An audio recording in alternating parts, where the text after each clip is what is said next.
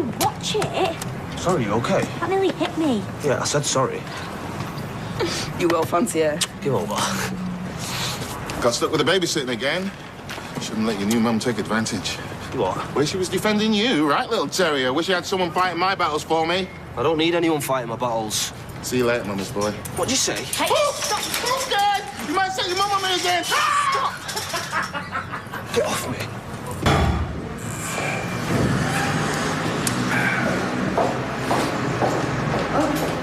Wearing a suit isn't a fool, Potter. That's a shame. I hope it'll work for me. You got your family here. Judge will see them. Oh, not all my family. Besides, you know you're not allowed in court. Not allowed in? You never told me that. We're here to support David. Yeah, well, at least Sarah isn't with them. Yeah, well, I'm gonna go say hello. David, no. No, I'll be fine. Why didn't you tell me we've got to stay in the waiting room? I mean, it's like going to the theatre and you haven't got any tickets. Ma'am, I really don't need this now. Where's your mum? What do you want? See him for one day. After school, maybe. And then a day in the holidays. I think I'll take my chances in court. Oh, well, you'll lose. I don't think so. Well, my mum's gonna swear that was only taking the kids on holiday. So if you want to start a mud chucking contest, I've got a lot more I can throw at you. Oh, yeah? I remember what happened the last time you started telling tales. Besides, if they knew the whole truth about me and you, Max would end up straight in care. Neither of us would see him. See you in court, lad.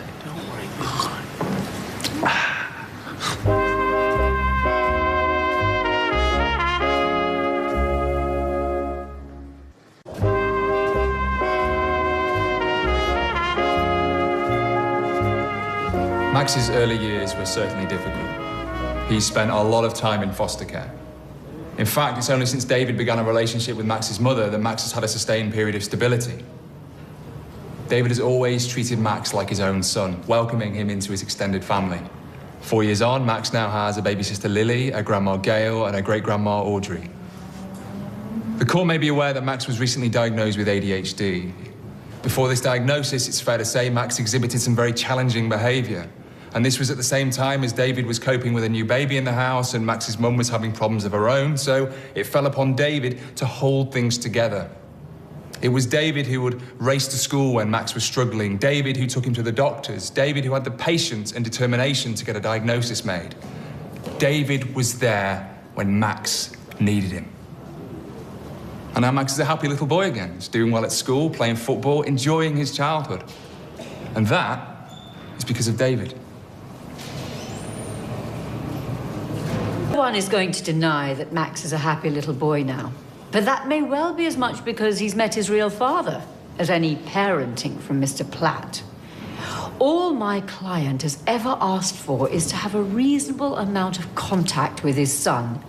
All he's received from Mr. Platt is refusal and abuse. In fact, Mr. Platt recently tried to take Max out of the country in order to keep him away from his biological father. Let's be clear that Mr. Platt's legal relationship to Max is simply that he's the husband of Max's mother, Kylie, an habitual drug user who's been missing since Christmas. And yet Mr. Platt, who doesn't even know where his own wife is, thinks he's the only person on the planet who is good enough to look after Max. Just one more thing, Mum. Let's take a minute to look at this David Platt. He seems like a decent chap from a good family, but that's not exactly the whole story. The court will be aware that both these men have had their brushes with the law in the past, but I think Mr. Platt's family history is particularly revealing.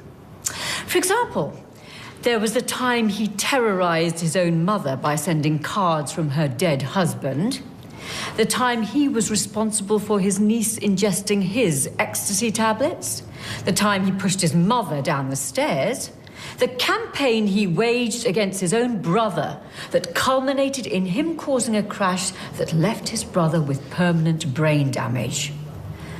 The fact is, Mom, David Platt is a disturbed young man.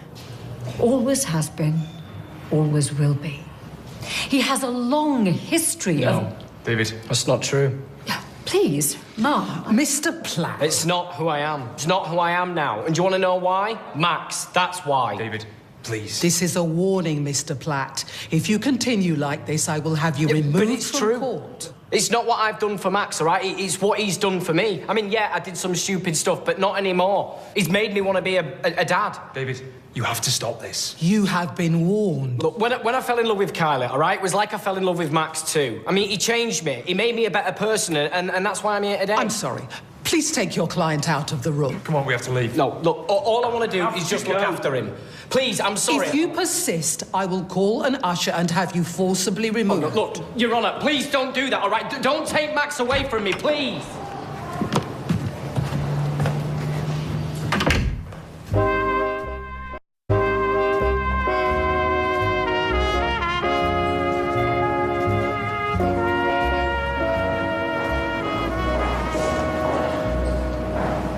Judge is prepared to give you another chance, but only if you calm down. I am calm. I'm not taking you back in there if there's the slightest chance you're going to kick off again. No idea what's going on. So tell me. Look, there was stuff in there that it could have only got from my sister. I mean, all that stuff about my family. So it's all true? But it might have helped if you'd told me. I've blown it on her. He's gonna win. David has assured me that he will not let his emotions run away with him again. You are not helping anyone by disrupting proceedings in this court. If you really want the best for Max, then you will show some respect for the other people here who want the same thing. Yes. Yes, Your Honour. Sorry. Well, our enforced adjournment has allowed me some time to think about your solicitor's submissions. There does need to be an examination of the suitability of Mr. Platt or Mr. Logan to be Max's primary carer. So I am ordering a full CAF-CAS report. In the meantime, I think it would be unwise to disrupt Max's life too much. So I am granting Mr. Platt's request for an interim order. Max will remain living with David and his family. However, I am also prepared to grant Mr. Logan's application for contact with his son. This will include 2 overnight stays per week starting this Friday. There will be a second hearing where the report will be considered, and you hopefully will be able to reach an agreement on Max's living arrangements. You will be informed of the date of this hearing in the next couple of weeks.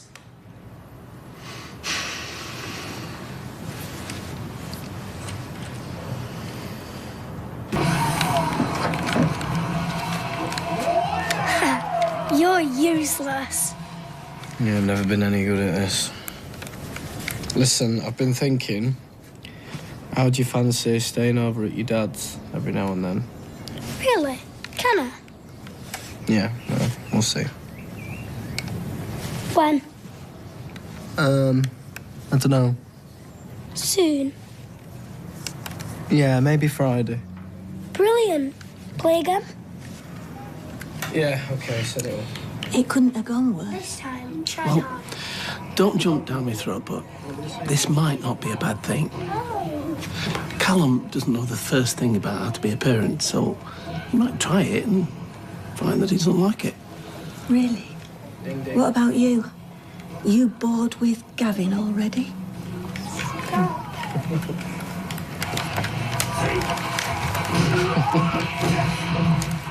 Yes, you're rubbish.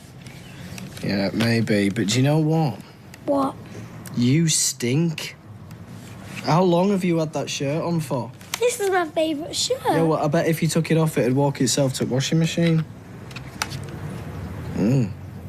That sound like Gail? Yeah, Well, I'm not turning into her, am I? you might be. Don't shoot me now. Don't laugh, I'm dead. Yeah, but it's funny. You're funny. Maybe, but do you know what? You still stink. Go and have a shower now. Okay. Okay. And don't wake Lily, all right? Okay.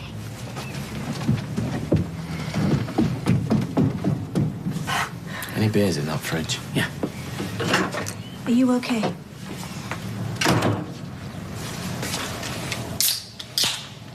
It's 2 nights a week. Max loves you. Max loves Callum. And my own sister's on his side. You know, I think I've already lost him. It's just the beginning of the end.